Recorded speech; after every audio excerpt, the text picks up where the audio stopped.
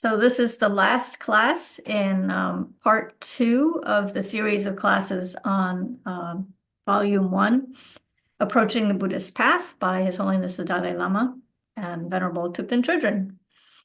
So I just selected a few sections from chapter 9, and I thought we would go through those topics, which isn't to say that the other topics in the rest of the book, because there are quite a few more chapters, are not worthy of studying. It's just that in the interests of, because of the scheduling, we're going to have to wrap up after tonight because Geshe Dargay is going to be back and we'll continue with the Lamrim teachings, the commentary on the great stages, the path to enlightenment. I'll be picking up where Geshe Ngawang Kelsang left off. So that's very exciting. And so that's where we stand in terms of this class. And so in terms of setting our motivation for this class, then the most important thing then is to try to generate faith and conviction in the Buddha Dharma, the Buddhist teachings, and the determination that we should make every moment of our life meaningful by focusing on basically self-improvement in a way, right? It's improving ourselves by transforming our minds away from the self-cherishing attitude and instead finding happiness and accumulating merit through cherishing others, right? In a nutshell, that's what we're aiming to do. And the benefit is that we find that our lives right now become happier and easier, and we accumulate the causes and conditions so that our future, both in this life and in future lives, will also be more productive, more meaningful, and full of more joy.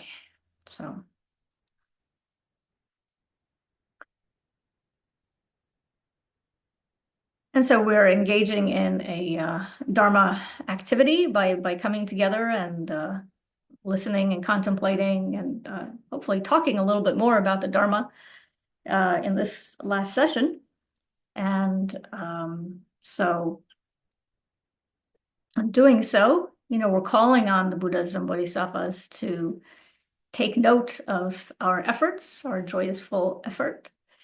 And so we should take a minute and just think that they are indeed, present with us and that they're showering us with blessings. They're very happy. They're very pleased that we're making this effort, right?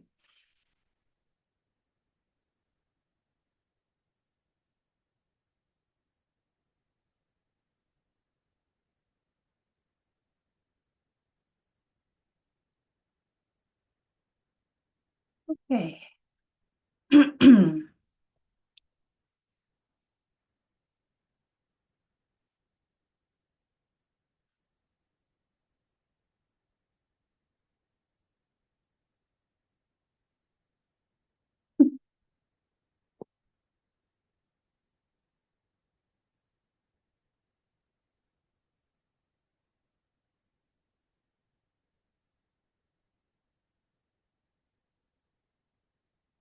Right, so we might as well get started.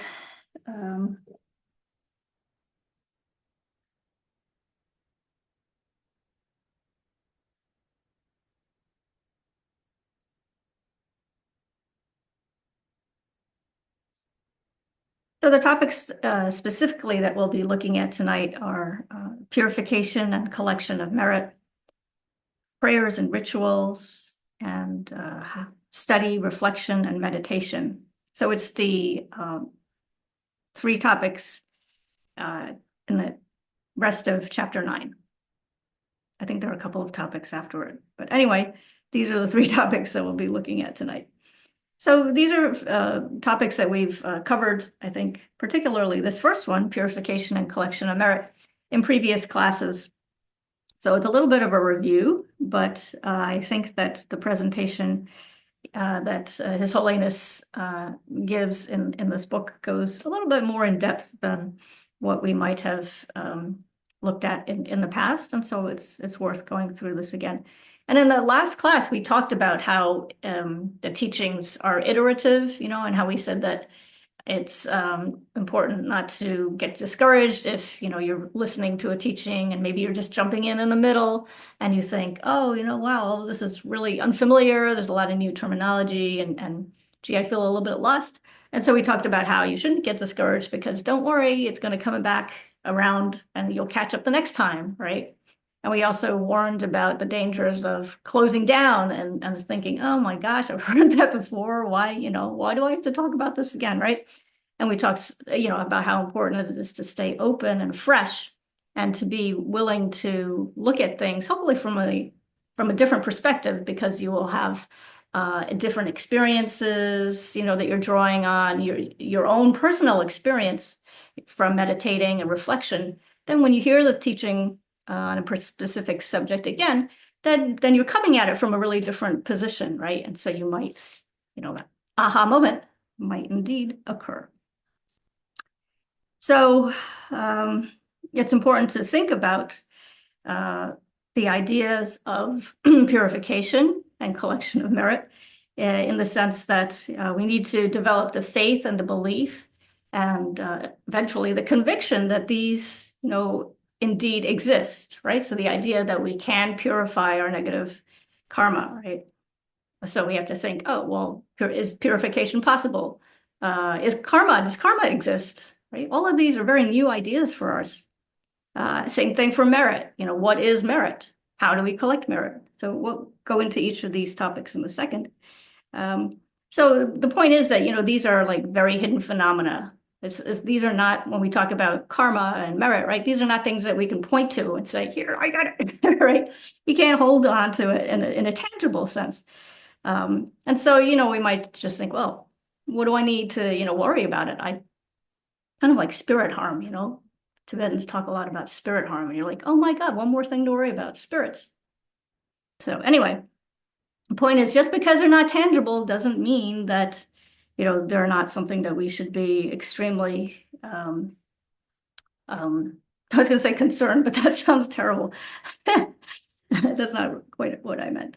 Doesn't mean that we shouldn't take the time to familiarize ourselves with these ideas and get comfortable with them, and again, to remain open to them so that we can acknowledge that they do exist and put them to integrate them into our world perspective. Okay? So the quote from the book is,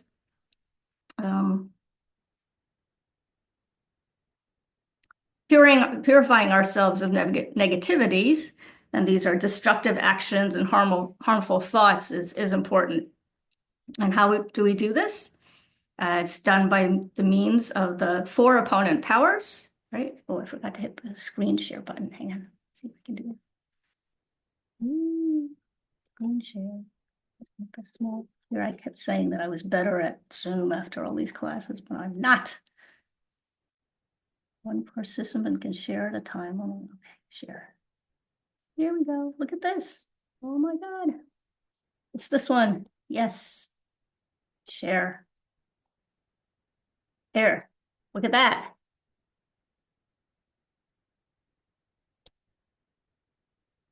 Looking good? You can see it? There's only one person in the audience. Yeah. Thank you. All right. So what are the 4? Okay, so we've got these memorized, right? So I've got these with using the first letter being the letter R, because it's the only way I have a chance of remembering them, even though there are only 4 of them. So the 4 opponent powers are generating a sincere sense of regret for having caused harm, and then going for refuge to the Buddha, Dharma, and Sangha, right? And then making the resolution, the sincere resolution that you're not going to do it again. You're not going to make the same mistake again. And so come up with different ways to make sure that you're guarding your mind so that you don't repeatedly, out of habit, blow up at somebody or, criticize them or lie, cheat, steal, etc. Right? That's the resolution. And then the remediation, it's kind of a funny word to use here, but remediation in the sense that, what are you going to do to sort of atone for the transgression, right? That sounds, kind of heavy, but what do you do to, compensate or make up for the fact that you harmed somebody, right? So remediation would be like, saying Vajrasattva mantras or whatever it is. That's remediation. So again, that's just a little review, but those are the way in which we carry out this idea of purification, right? And so the point is, what does purification do? Somebody want to unmute and just say something? Why do we purify?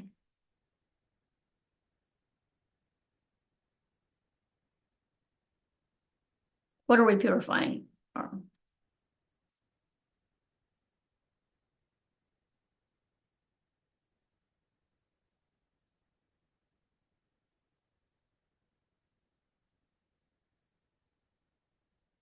So we're purifying our minds of negative karma, right? You're removing all of the negative karma that's accumulated over time as a result of doing, harm to others, right? And so purification is important because, because it clears our minds and enables us to be able to move forward on the spiritual path, right? We're cleaning away, cleaning up, so to speak, right? Going to be squeaky clean. And so when your mind and your body and your energy, like all of that is cleaned up, then things become easier, right? And so His Holiness says the mind is like a field, and you'll hear this analogy over and over again. The mind is like a field, just as we must remove debris from a field and add fertilizers so that the seeds we plant can grow. We perform purification and collect merit so that the seeds of Dharma planted in our minds during teachings can grow into a vast harvest of Dharma realizations. So purification is kind of like laying the foundation so that, we can cultivate and, develop Dharma, the Dharma knowledge, Dharma realizations eventually, right? So you have to clean first. That's the bottom line, right? Clean first. Start with a clean slate. Okay. And so the four opponent powers, I think maybe in the previous class that we did, that establishing a fantastic daily practice class, I think we talked about purification and the four opponent powers a little bit more. So, but if you have any questions or you want to talk about it more, feel free to say something. But that's an important concept to think about. If you're not familiar with it, then this idea of purification is really, really important. And the idea is not to make us feel guilty or to feel bad, in that sense. Rather, it's kind of the opposite, right? It's acknowledging things that we have done to hurt others, or to a certain extent, maybe to hurt ourselves. But primarily, what have we done to hurt others? And honestly facing, that reality. And then instead of being burdened by, guilt and burdened by a sense of, feeling terrible about ourselves, right? That's not productive. Carrying that around just drags us down.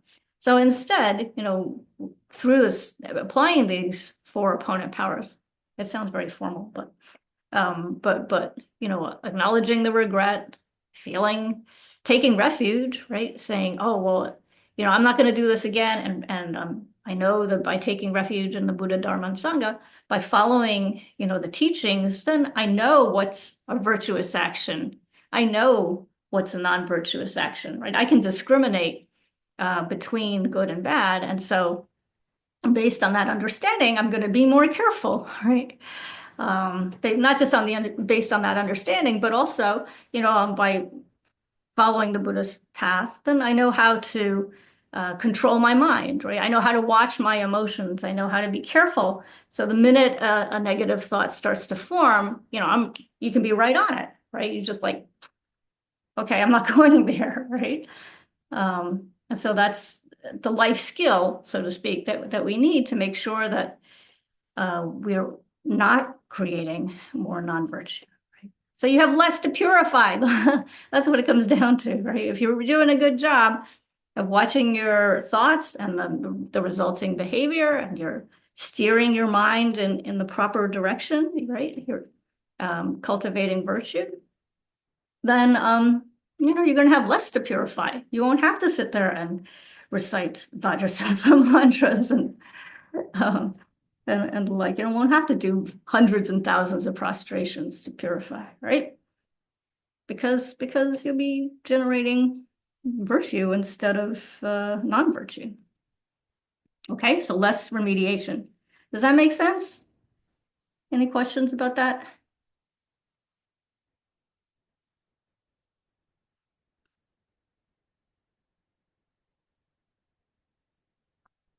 Okay, so we'll keep going. And there's also famous, beloved, seven limb prayer. And again, we talked about this in the previous class. In the previous series of classes. So the great masters advised us to do certain preparatory practices, such as a seven limb prayer at the beginning of meditation sessions to purify and collect merit. So this is, a series of verses in a prayer. There's a short version and a long version, but these are the seven principles, right? And so we talked about how, as part of your daily meditation practice, if you have time, this is a really important prayer, or a really important meditation that we should focus on. So the seven are performing prostrations, making offerings, confessing our misdeeds, rejoicing in our own and others' virtue, requesting our teachers to teach the Dharma, imploring the Buddhas to remain in the world, and dedicating our merit for the awakening of all beings. So that's really quite a lot to think about, right? And so I think when you are reading the actual verses, and I'm sorry, I didn't actually bring the prayer here. I don't have it to share, but think for a minute, like, what types of feelings, what types of emotions do you generate when you're with each of these seven limbs, right? We're not just rattling them off, but we're supposed to actually feel something, right? Generate a different sense of um, a change in our perspective, a change in our attitude as a result of doing each of these actions, right? Each of these they're all verbs, they're all actions. Yeah. And so since they're actions, then they have to be associated with or the result of a specific feeling or thought, right? So questions for you guys. So let's say we can go through each of these, maybe. Performing prostrations. And in the enjoying your daily practice class, we talked about how to do prostrations. So what do you feel when you do prostrations? Right, I'm gonna stay here. I'm gonna do prostrations either just with my hands, or I'm gonna stand up and do my long prostrations or short prostrations. What is the intention? What behind doing that practice? What are we supposed to feel?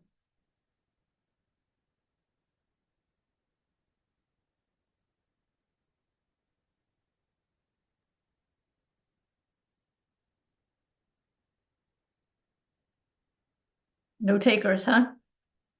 Okay, so for performing prostrations, then the idea is to generate a sense of reverence, a sense of respect, right? You're prostrating to who? You're prostrating to the Buddhas, right? And to their all of their precious qualities, and to the Dharma, right? The Buddha's teachings, all the amazing qualities associated with the Dharma, and to the Sangha, right? All of this is kind of wrapped up.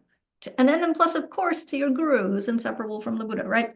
And so the idea is to generate reverence, respect, right? Those are not ordinary emotions. Generate reverence, respect, and humility, right? You're down there on the ground, right? That's humility. That's overcoming that sense of self-cherishing, right? That's a very special, very beautiful, profound practice. Okay. So that's why we're performing prostrations. And then the second one is making offerings. Any ideas of the emotions and the thoughts associated with making offerings to the Buddha and Dharma? How does that make you feel? What are you offering, for that matter?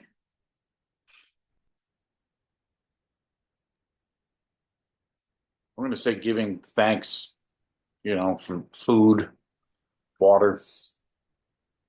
Okay. Yeah. There is a sense of gratitude associated with giving. Yeah, that's a really good point. Yeah. So you're giving away all of your material resources, right? You're giving away your body, you're giving away your virtue, your virtuous stock of merit, right? Everything that you have. The idea is just to give it all away, right? That's its practice of renunciation is associated with this the sense of generosity. And it makes sense, right? It helps us break free of our clinging, of our attachment, right? Because if we could start to do it via our imagination, right? I'm giving away my body, I'm giving away my house, my car, my bank account, whatever it is. Even if we can just do it figuratively or via our imagination, that's a good start, right? If I can't even do it that way, right? If I feel myself like, oh, stingy, I can't do that. If I can't even do it, as a result of just through my own thoughts, right? Then forget about actually giving somebody something of my own, right? It's just not going to happen, right? Um, I'm very stingy. In fact, wait, I got to tell you this story. It was quick little anecdote.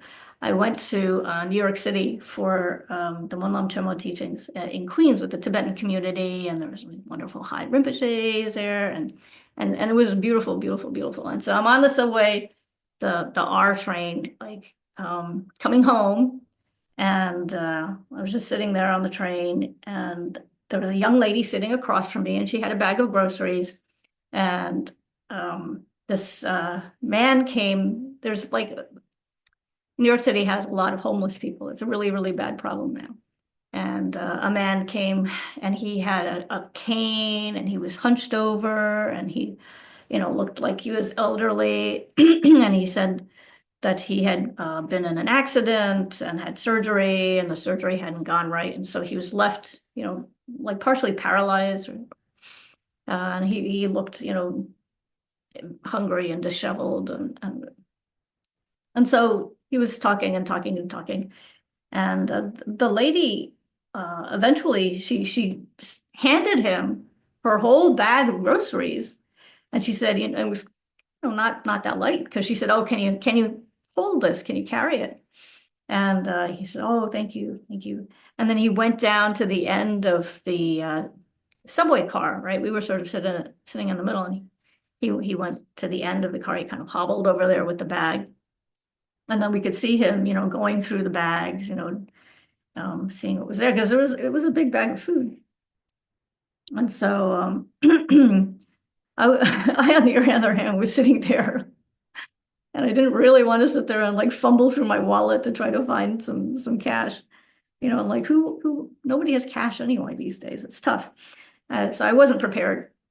And so afterwards, I was just so floored. So I didn't know what to say. So I was getting off the subway, and I just said to her, oh, that was, just an amazing thing to do. I'm really impressed. Not impressed. I don't know. I just said that was really a touching, wonderful thing to do. And she said, "Oh, that was I had just gone grocery shopping and I had gotten some food for my children." And so it was, she said, "Oh, I got them some cereal, breakfast food, cereal and raisins and, healthy food." And she gave the whole bag to this homeless guy. So I said, "Oh, this is wonderful." So it just shows that there's generosity all around us. And, it's inspiring, it's encouraging. So taught me a lesson, right? So now I remember, just a good reminder every time you're on the subway. You have to prepare ahead of time. Like you have to have some cash like, in your pocket so that, you can just whip out the cash easily and there's no delay. It's not embarrassing, right?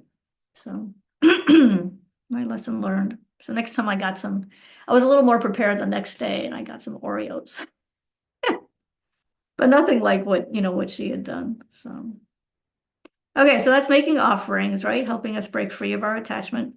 And then the next one is confessing our misdeeds, right? And so we were just talking about that in the idea context of purification. So it's abandoning guilt, helps us abandon guilt and remorse, helps us put aside, all of those emotions that are, really toxic, right? Guilt and remorse don't get us anywhere. And then rejoicing in our own and others' virtue. How does that make you feel?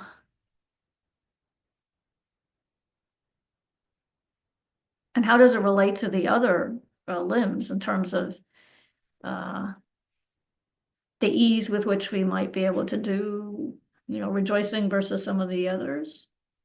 Any comments, experiences to share? It's rejoicing in our own and others' virtue.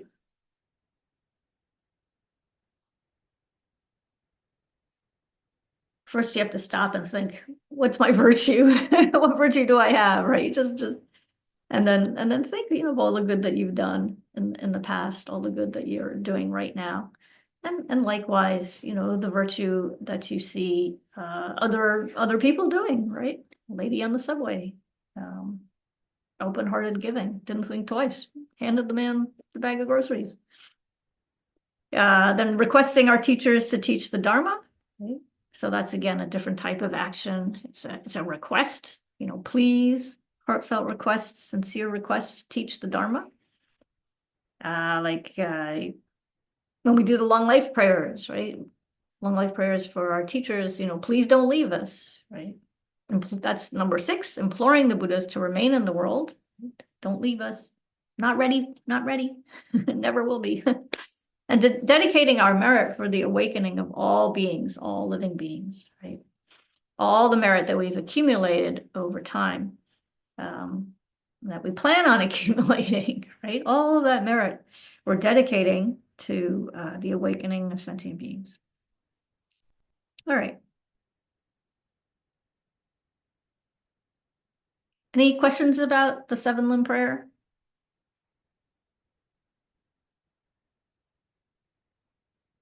Everybody doing this as part of their daily practice?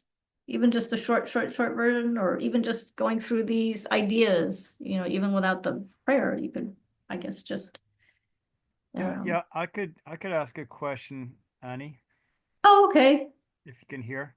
Yep. One I can hear you. one thing I'd like to say is rejoicing in others' virtue is really interesting because rejoicing in your own is very powerful because you can start to focus on the good you do, and you can Uh-huh. also try to reinforce it so you'll do more of it and develop the habit of it.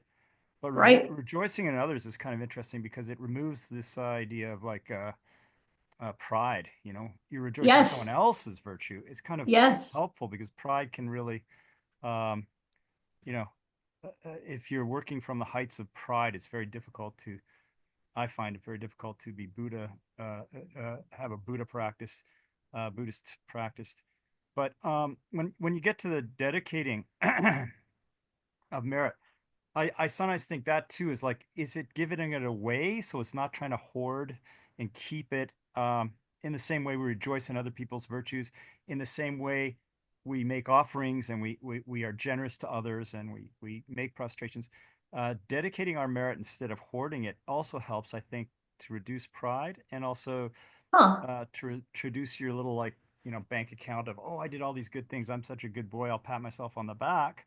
Instead, I'm going to dedicate this merit for what it's really valuable for, and that's what I usually Okay. get confused because I think, well, the laws of karma allow that to experience the results of an action, you have to perform the action. So if you do a good Yep. action, you'll get a good result, Right. and vice versa. If you don't perform the action, you will not get a good result. And I think, how do I dedicate merit? I can't give it away to someone else who hasn't done it.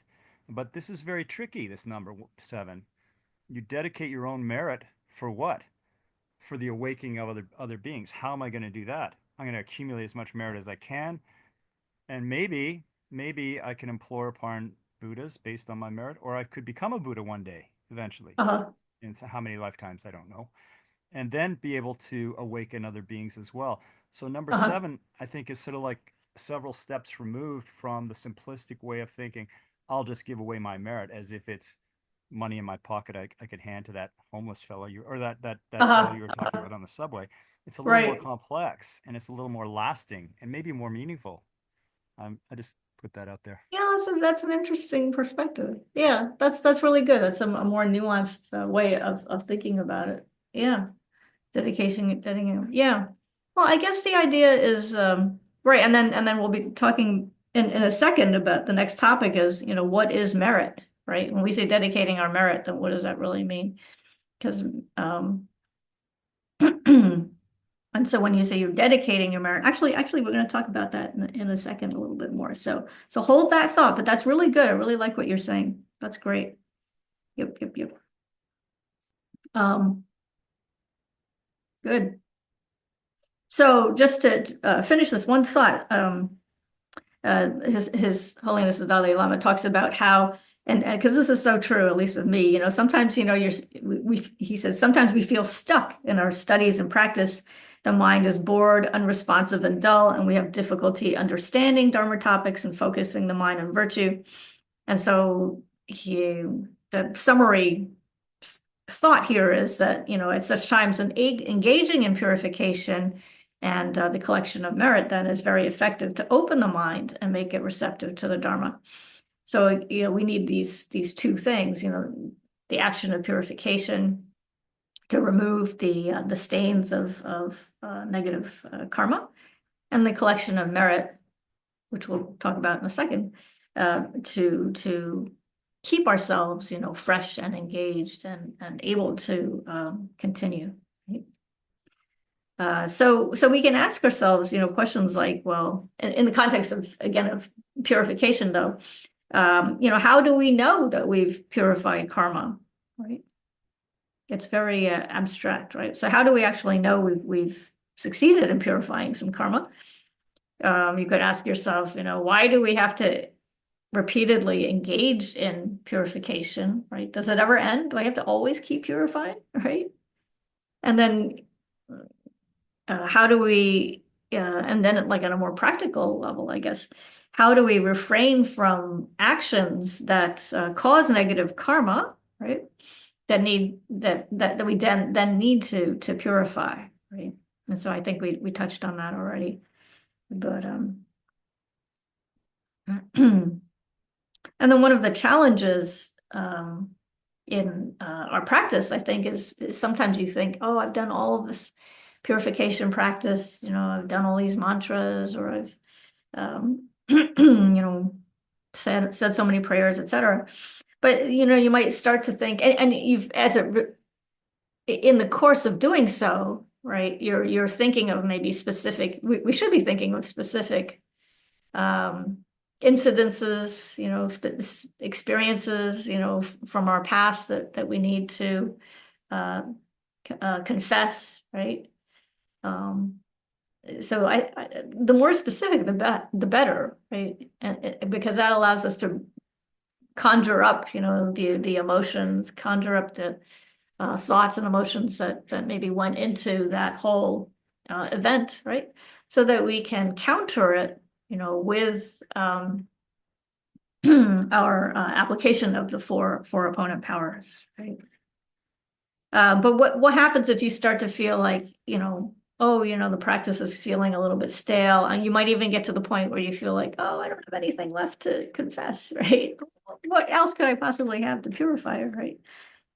I've already gone through everything 100 times, and so I think we have to, really guard against that tendency, and at the same time, don't feel like you have to keep repeating, like particular incidents. You don't want to keep revisiting it over and over and over again, right? Because then that would, it's going to get stale.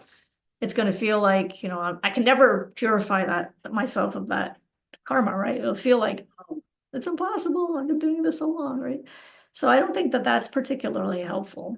But you can extrapolate even when you see the evils, negative actions committed by other people, right?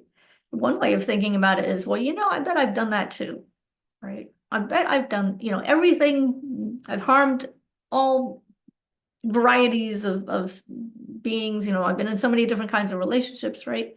I'm sure I've done, X, Y, and Z to this person. I'm sure I've done, ABC to somebody else, right? Lie, cheat, steal, all of the non-virtues, right? I've done all of them. And so, maybe if the meditation gets stale, then being able to just twist it a little bit and say, wow, I see somebody else doing something bad, and rather than just thinking, oh, well, looking down upon that person or being shocked at that person, horrified at that person's action, you can think, oh, wait a minute, I've been, around for countless eons. I've had so many lives. There's a good chance that I did that too, right? At some point. And so, we could do some purification in that regard. And again, it's worth repeating that the point is not to feel bad about ourselves, but instead to at the same time to be realistic and to use this as a technique to get rid of these past misdeeds, burn up that negative karma, and move on. Okay, so what is merit? Boy, I better hurry up. What is merit? Merit is, and this is a quote, merit is virtuous karma or goodness created by restraining from harmful actions and cultivating constructive ones. It leads to good results in cyclic existence and enriches our minds with positive energy that facilitates gaining spiritual realizations. So I think it's difficult to explain exactly what merit is, especially from like a, scientific definition type of perspective, right?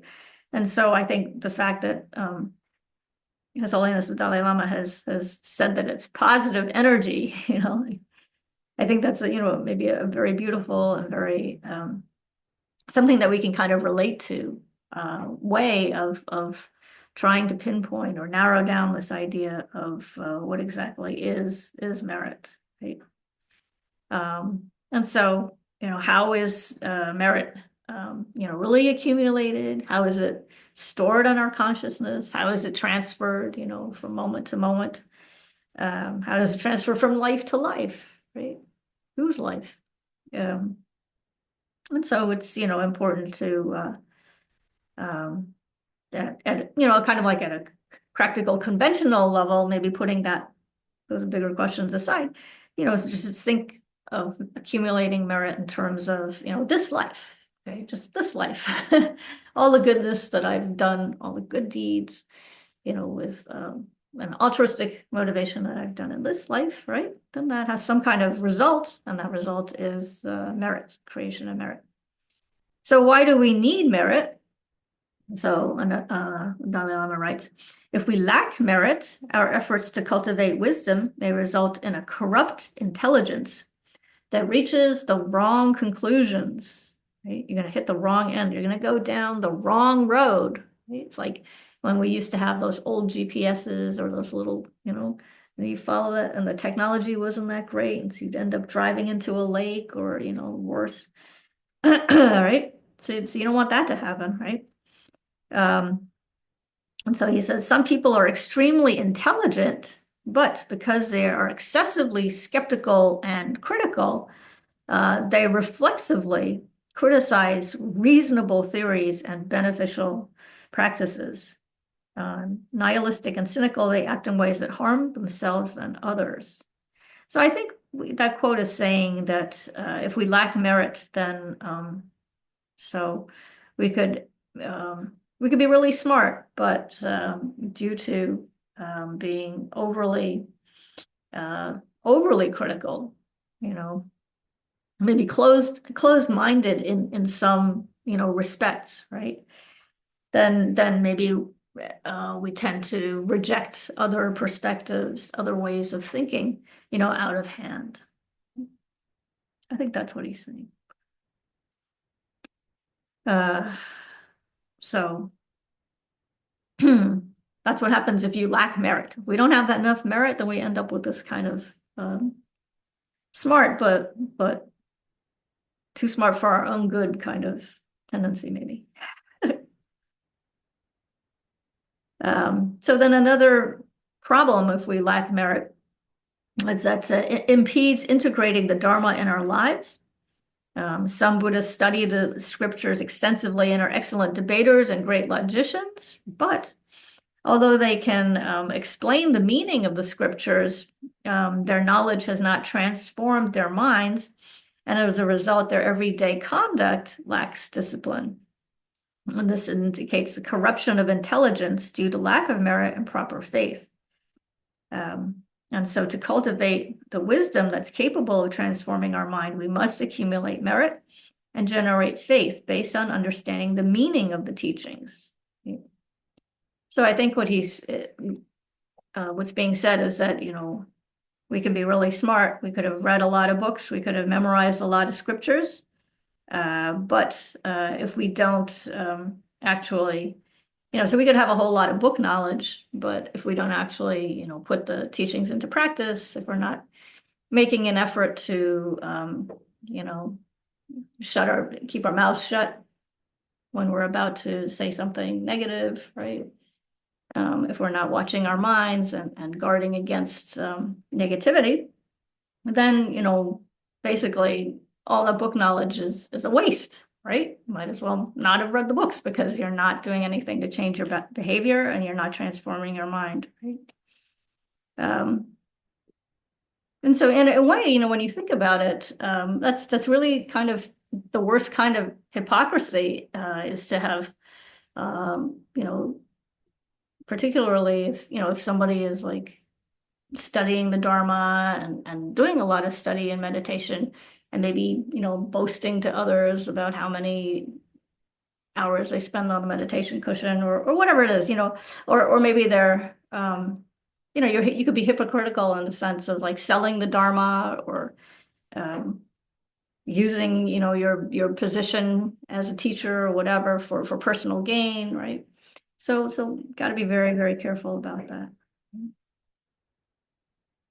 So the bottom line is that the main reason is that without merit, right, we all need merit. Why do we need merit? Because otherwise there'll be many obstacles, mental obstacles, physical obstacles towards, realizing the Dharma. We're going to have lots of problems, right?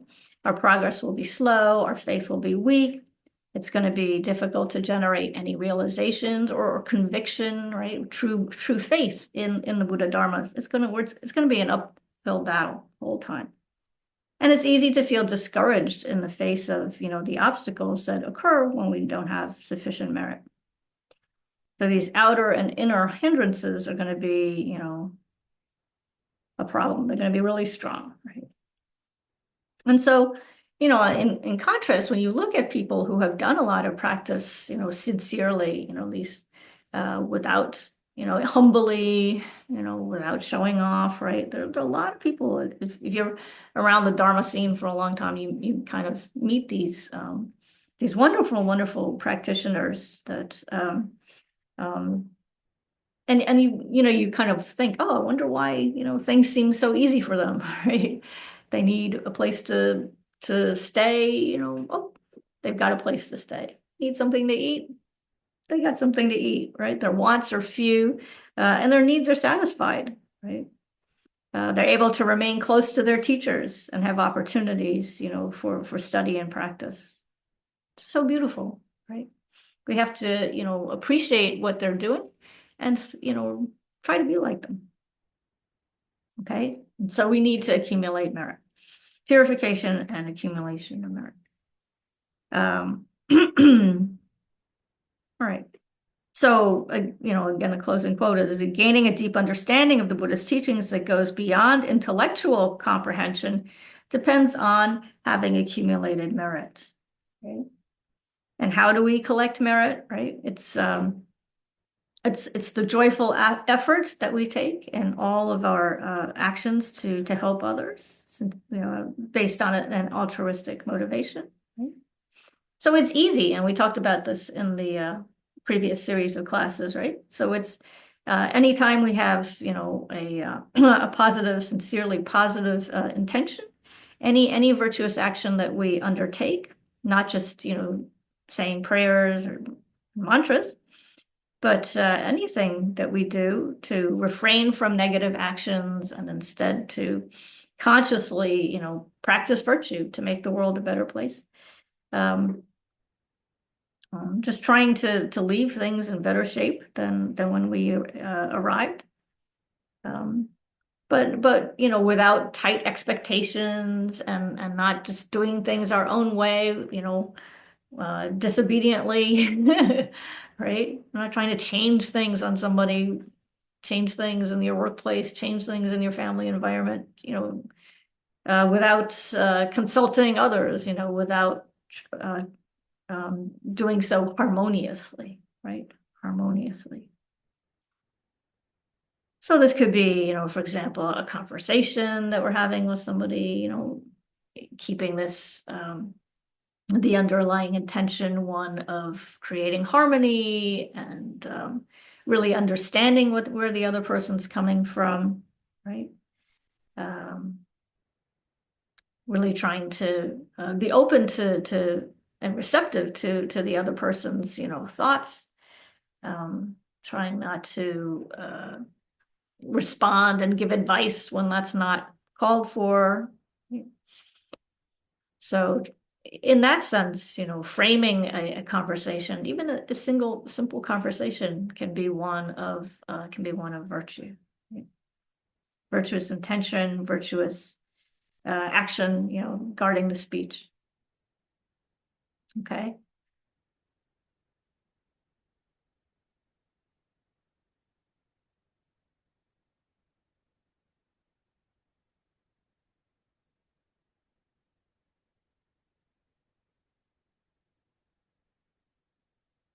So how do we know that we've accumulated virtue?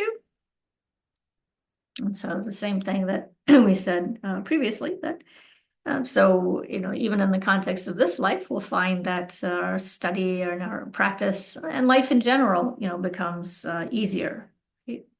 Because our relationships are better, because we're watching our minds and we're cultivating and being careful with our relationships instead of just taking them for granted.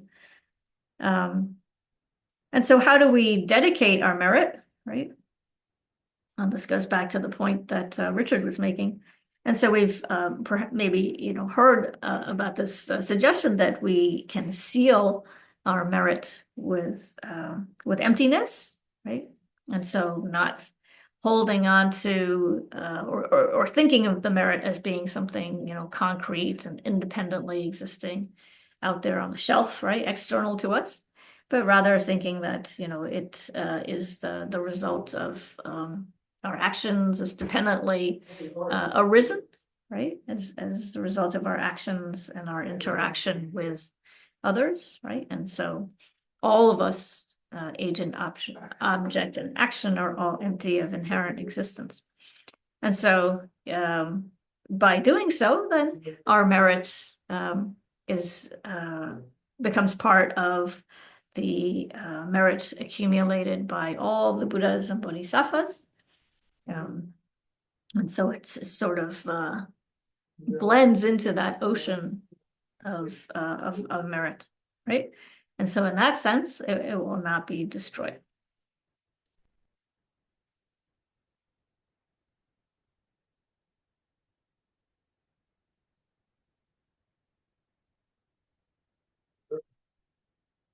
So it's good, from time to time to reflect on the virtue that, you've accumulated so far, right? And, take the time to rejoice in your accomplishments and allow that conviction, that certainty to deepen, your faith, deepen your resolve, right? Where's the joyful effort? Well, look what I've been doing. Not so bad. So allow it, to sink in, right? Don't just hurry on to the next, experience, but really think about what you've done. And so you don't get discouraged, so you feel inspired to keep going. So you don't get lazy. Okay, any comments on any of this? What's your favorite way to accumulate virtue? No, I'm kidding. Otherwise, we're going to move to the next topic, which is prayers and rituals.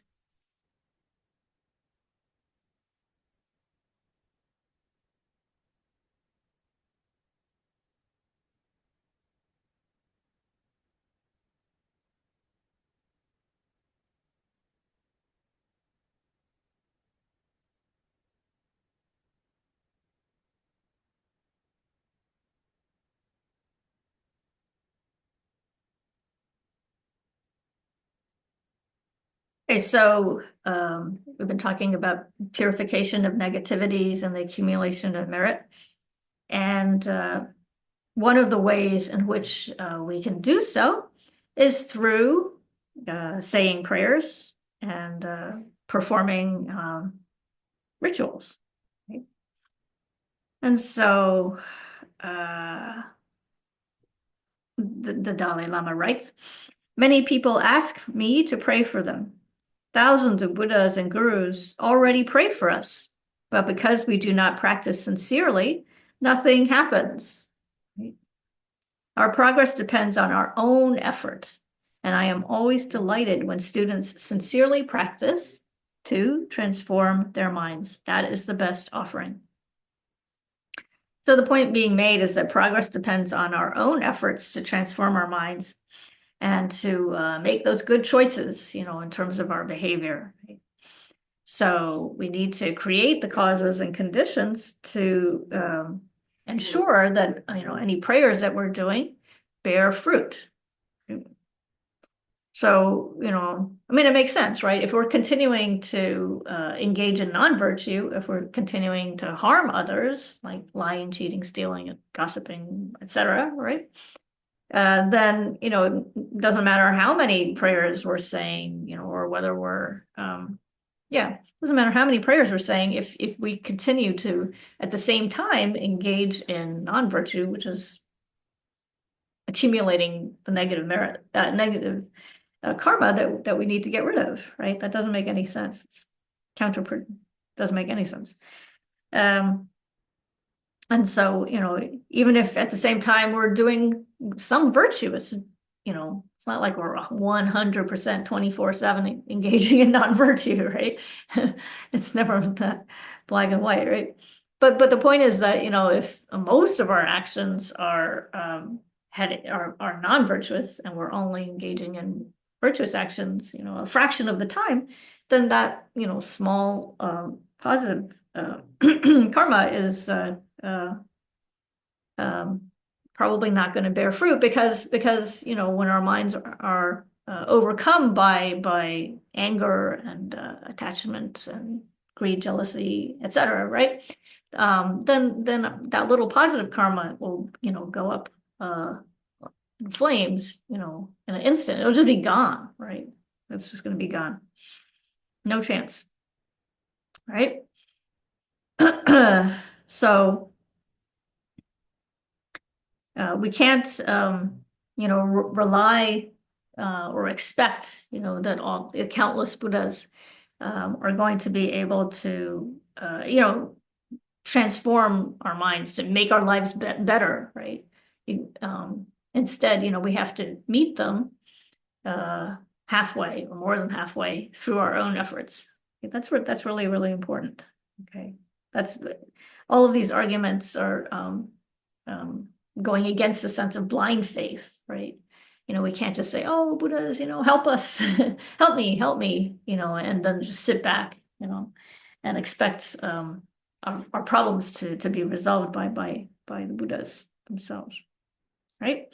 Instead, it's up to us to do the hard work to create the causes and conditions for our prayers to bear fruit. And so, His Holiness writes, the actualization of virtuous prayers and aspirations is a cooperative effort. That's really nice. It's a cooperative effort. Prayers are made, we engage in virtuous actions, right? That's the effort from our side. And the three jewels send their inspiration, right? They send their blessings, they send their inspiration. So the Buddhas and Gurus, are always praying for us, right? But unless we are, that the fertile field, so to speak, right?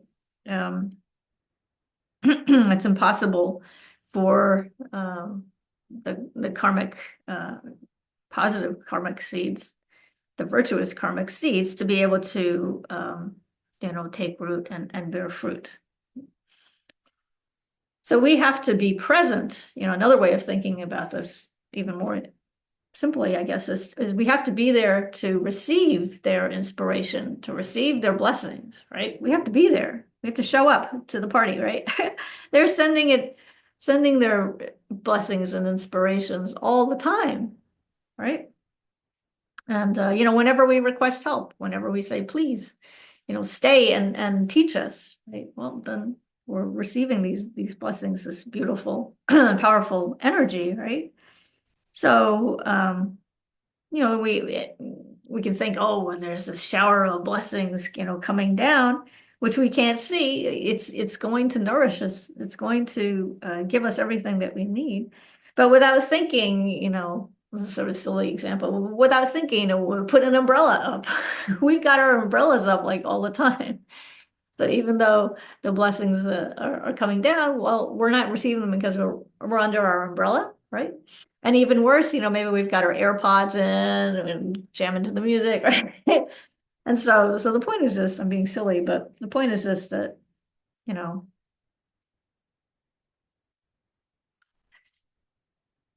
we're not paying attention, right? We're not paying attention. Or it's like, you're playing catch with somebody and the person throws the ball to you, right? And the ball is coming, but at the last minute you hear something and you turn away and then boom, right? We missed the ball, okay? So it'd be like going to a teaching, and especially a teaching online. I'm terrible, right? I'm very hard for me to focus, right? I get distracted. And so the teachings are there, the Dharma is there, but I'm so distracted. I'm only like, 20% attentive, right? So it doesn't sink in. And then I've got to go back and listen to the recording again and again and again.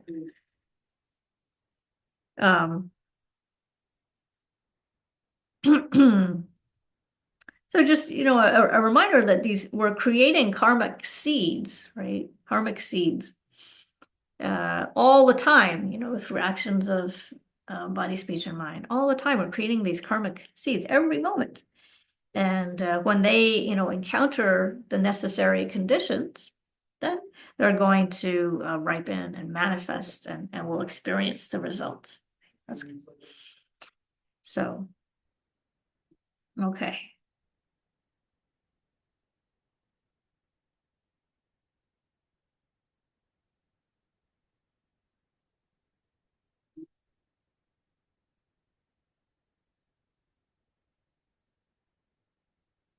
All right, we'll skip a little bit down because we are running out of time.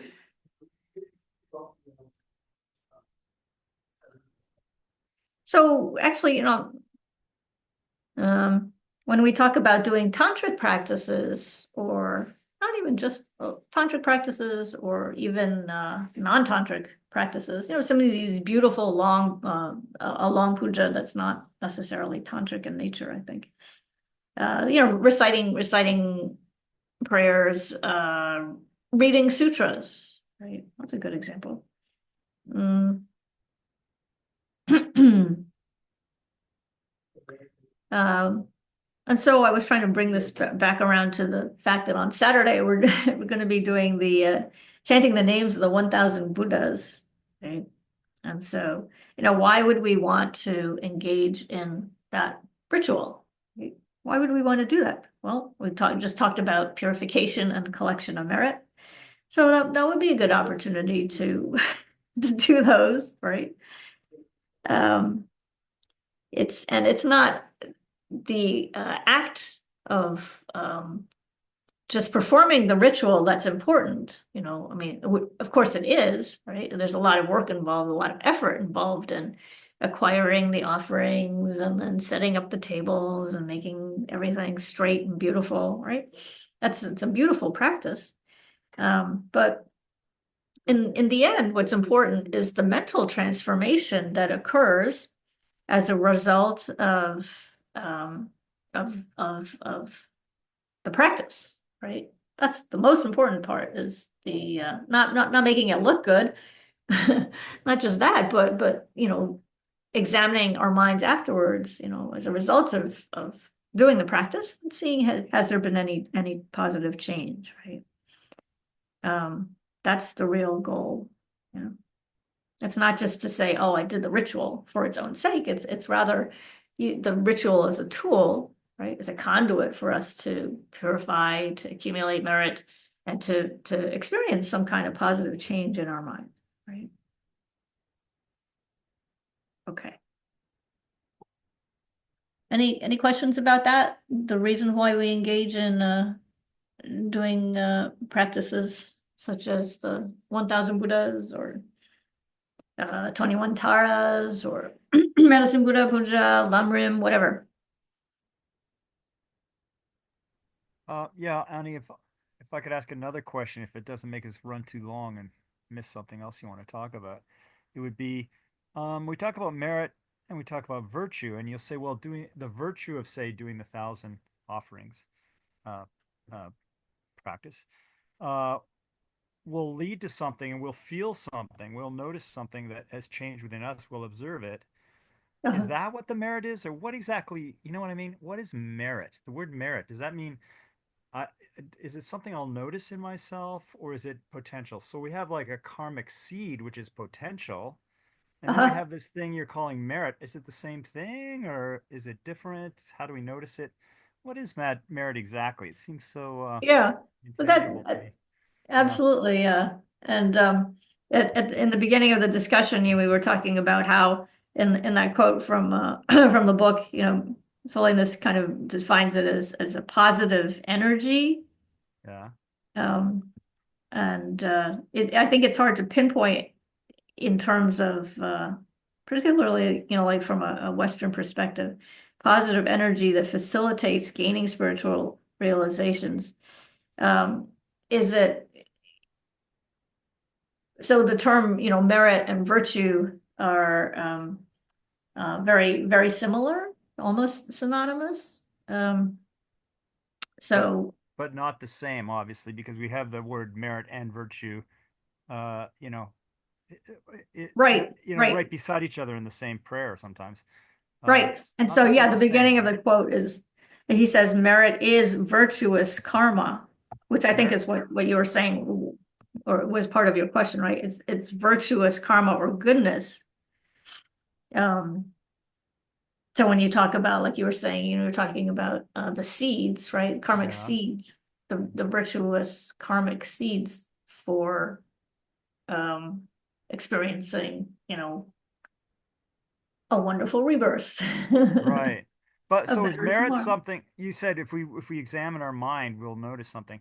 Is merit something that is a potential that has not yet ripened in terms of a karmic seed that has not yet ripened? Or Yeah. is merit something that has ripened and we feel the Well, difference, or it opens us some more to more positive actions? Or is I there a think you're difference right. between? Yeah. Yeah, go ahead. No, I think you're right. It's both because the fact that we're here now, that we have this precious human rebirth, that we're listening to the Mm. teachings, right? That's a result of previously accumulated virtuous karmic seeds ripening, right? Yeah, that And have then as we ripened can, and we're enjoying that ripened yeah, state. Yeah, okay, yeah, yeah, the yeah, fruition of yeah, the manifestation of the good conditions that occur as a result yeah. of accumulating that merit, right? Yeah, okay. Okay. So is the merit that it has ripened, or is the merit that it's going to ripen? Or is that not the right way to But look it's at it? both, right? Yeah, it's What both. we're experiencing now is, I think, is the virtuous karma producing the results that we're experiencing now. And then as we accumulate more and more uh, virtuous karma merit, right, Mhm. then we will experience uh, better conditions Right. or equally good conditions in the future, right? Right. And then if we offer merit, I guess that's acknowledging we have accumulated the merit, but we're not going to Uh-huh. be miserly about it. We're going to offer it towards the potential of other people and ourselves accumulating more merit, I guess. Is that the idea? Or how can you offer merit? Yeah. Yeah, I mean, the most precious thing that we have, right? It's not our body, Yeah. our stuff, right? The most precious thing that we have is this virtuous stock of merit, right? Now, how you actually give it to somebody else, it's not, right? You're just dedicating whatever merit we've accumulated. You're just dedicating it mentally, right? You're just saying, wow, whatever I have, this is the best I have. It's all this goodness. Yeah. Um, all that positive thought, right? Yeah, yeah. Oh, good. Positive Thank energy, whatever you want to call it. Yeah. Well, thank you for clarifying. Yeah, great point.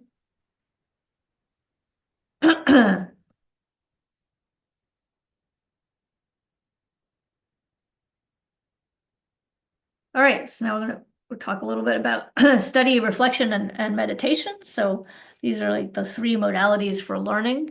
Um, Again, I'm sure this is a familiar topic to you, but the Dalai Lama writes, the sutras speak of the threefold practice of study, critical reflection, and meditation, and the understanding or wisdom that is developed by each one. Individually and together, these three enable us to practice skillfully, avoid pitfalls and detours, and gain liberating realizations. So study includes like listening to and reading. And so we need to make sure that we're learning from correct, authentic sources, and very importantly, that our understanding is not mistaken, right? We want to always check and check and check. Ask questions, just like Richard's so good about asking questions. And so we should learn from teachers that represent, a wide variety of perspectives and maybe and traditions, right? And so it's good to consult a variety of teachers.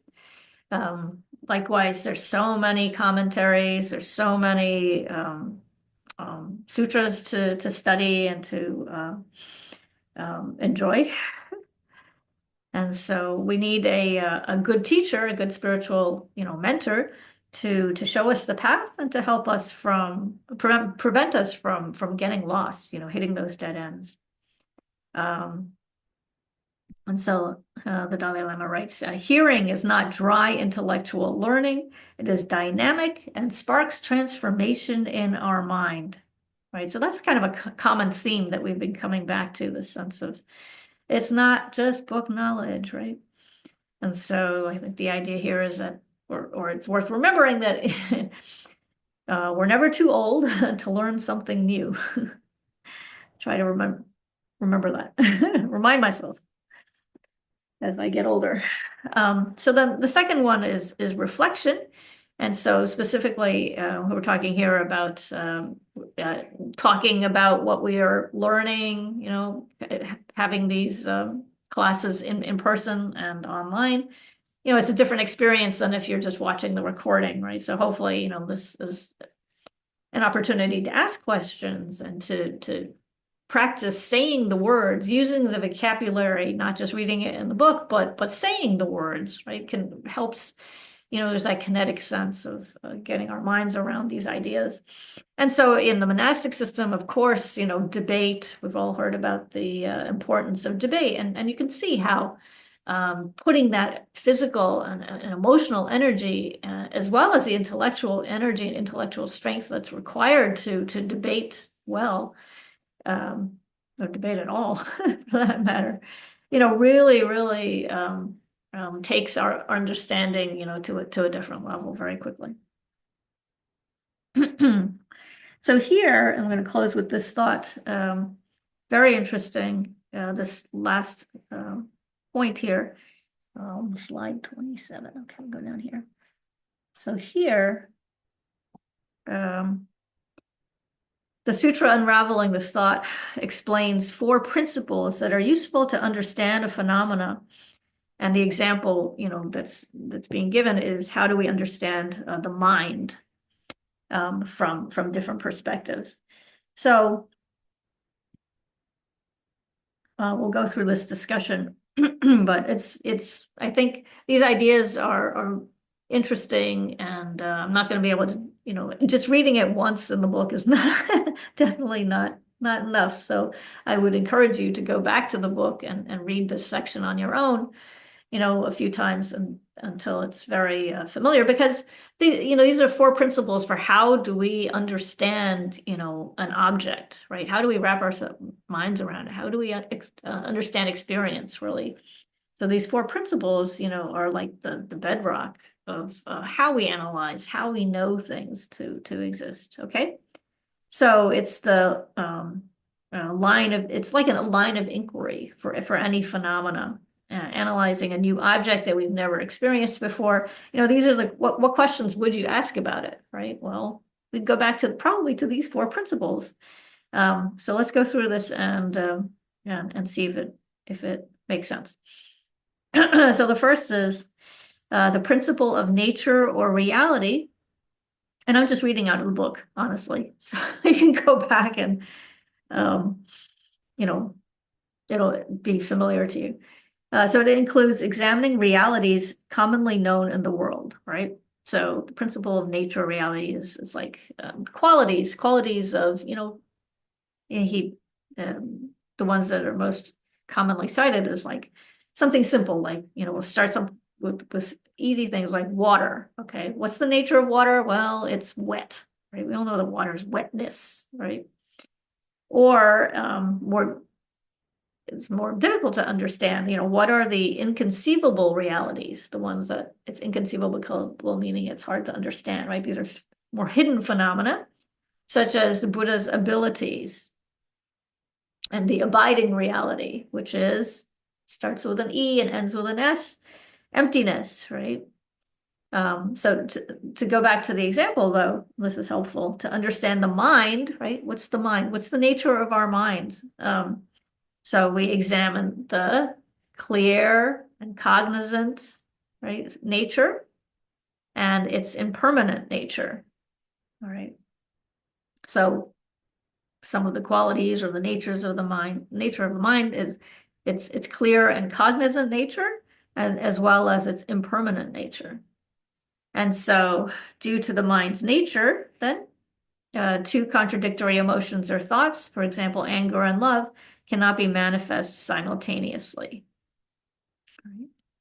So, so we identify, you know, an object's nature, and that's kind of like the starting point. Okay, so what's the object that we're examining? What is its nature, right? So in the case of water, it was wetness. In the case of the nature of the mind, then the properties are it's clear and cognizant, or clear and knowing. And it's also, impermanent, right? So that's the nature of an object. And so, again, as we go about through our day, then we can ask ourselves, we can stop and ask ourselves, what is the nature of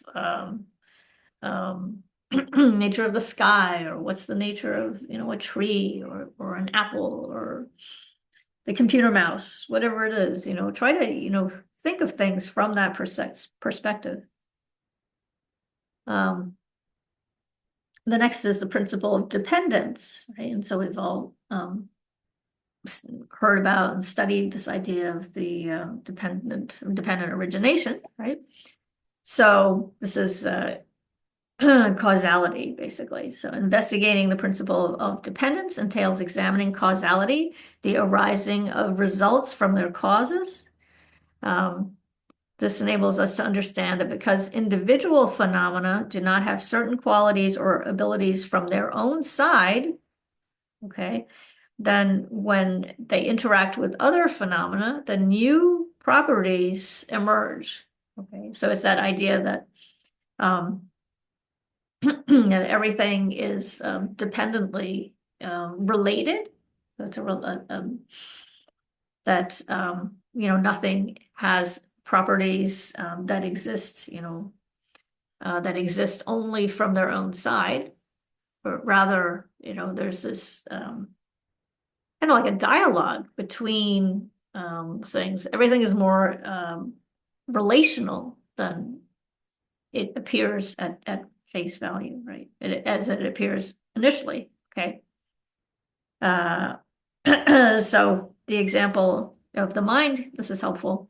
Afflictions, right? All of our negative afflictions, like greed, anger, jealousy, hatred, ignorance, all of those, right? Afflictions, what's the source? Ignorance, right? Ignorance is that root cause. And so the afflictions will disappear, they'll cease when that root cause, ignorance, is eliminated. Okay. So there's that sense of dependent relationship between afflictions and ignorance, right? There's like a cause and effect. If there's no cause, if there's no ignorance, then the effect would be, or the result would be, that the afflictions will no longer exist. On the other hand, virtuous mental factors, right? But virtuous mental factors, such as, I should have to be careful on that one, but love and I guess compassion would also be one, but I'm gonna double check, are not rooted in ignorance and do not cease when ignorance ceases. Okay, so they depend on other causes that can be cultivated limitlessly. So that kind of makes sense, that virtuous mental factors would not be dependent on ignorance, right?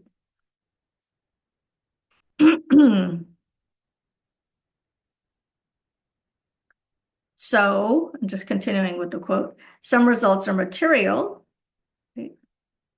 While others are consciousness or abstract composites, impermanent phenomena that are neither material nor consciousness, such as the person and karmic seeds. So the diversity of results is due to the diversity of causes.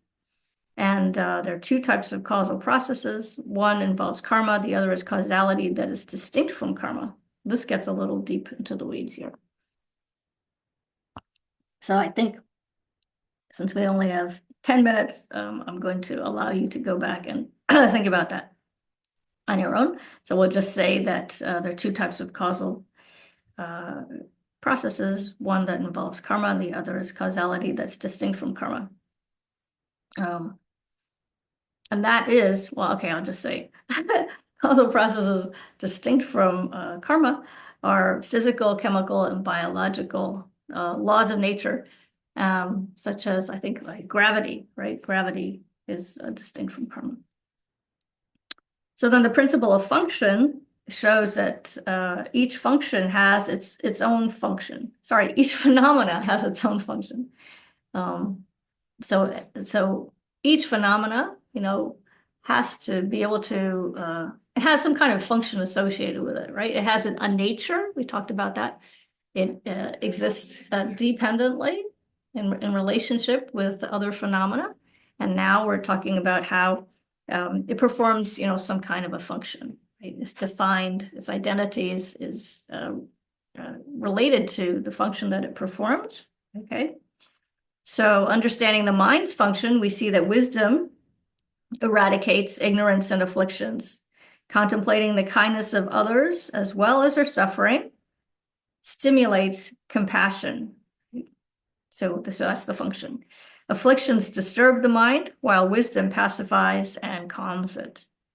Agent, object, and action function together with any event, within any event. So for something to occur, then there's always going to be these three things: an agent, an object, and an action.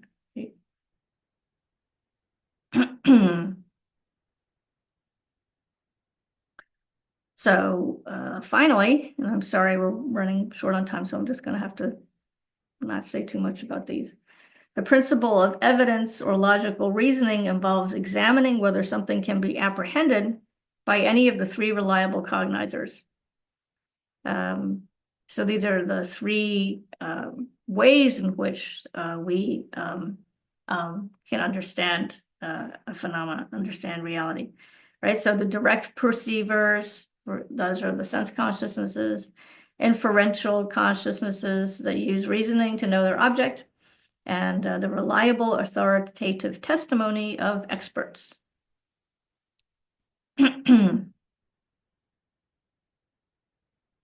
And then finally, there's the principle of evidence or logical reasoning. And so, wait. Sorry, that's the, I apologize. That was the principle of evidence or logical reasoning. A little copy and paste error there. So to put this together, and then I'll end. The four principles are built on top of each other. So we can use evidence and logical reasoning. So the bottom one, evidence and logical reasoning. So, the way in which we understand and explore, examine a phenomena is through logical reasoning. In order to cultivate an understanding, because that line of thinking presupposes that phenomena have particular functions. And so we're looking at an object, a phenomena, trying to understand it based on, on the assumption, presupposing that this object performs some kind of a function. Right? That's how we're going to get at it. Okay. We can understand their functions because underlying the functions is that dependently related, the dependently related phenomena. Okay, so this thing performs some kind of a function, and underlying the function is this network of relationships, right? So no one thing exists completely divorced from other phenomena, which are also dependently, related. Okay, so you have to see things, in context, I guess is what we're trying to say. And then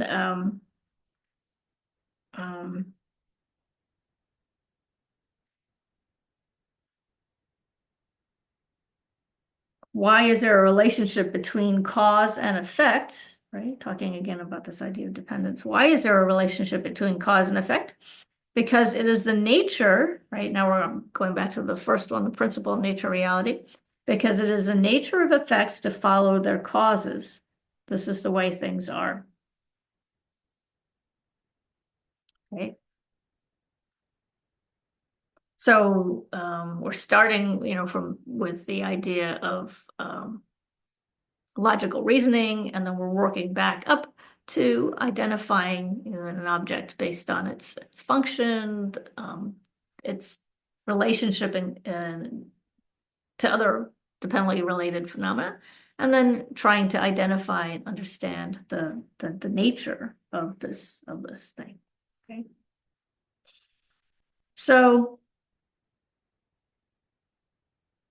we're basically out of time, and that's too bad. But since I'm just reading from the book, that's okay, because you can go back and take a closer look at that discussion. That's really, really fascinating and important in terms of, how we understand phenomena. Okay. And so we were talking about studying. That all falls under the idea of how to study. And then the next topic then is meditation. Based on learning and critical reflection on the teachings, then meditation will be effective. And the purpose of meditation is to integrate the meaning of the teachings into our mind stream by means of repeated practice. And so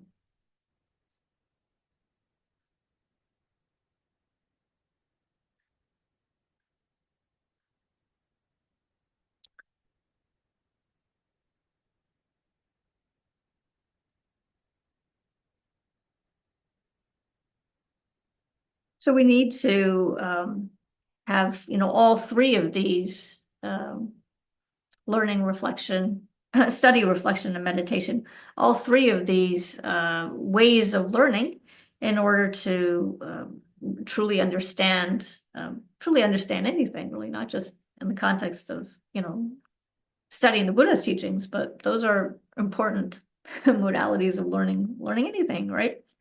So learning gives us, a kind of a general knowledge of the topic, and we can eliminate, any doubt we might have, any confusion. And then we need to think and analyze the teachings in order to develop a more refined, increasingly refined understanding, right? And then that's an understanding based on reason. And then meditation, whether it's a combination of analytical meditation, where you practice going through the definitions and your understanding and the logical sequence, right? That's the analytical meditation. And then you're joining that with, the stabilizing meditation that allows you to, the single point of concentration that's necessary as a platform for the analytical meditation. And then eventually you get to the point where, you're just sitting with it, right? You're just realizing the understanding at a different level. Okay.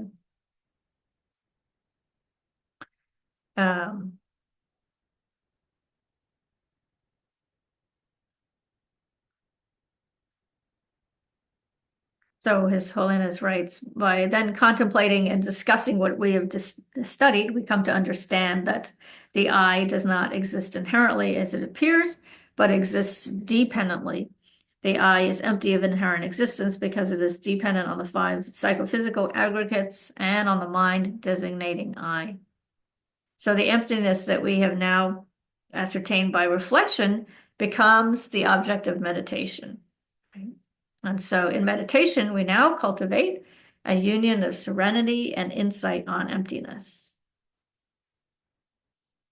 So this is, the way in which the actual, our thoughts are actually, transformed.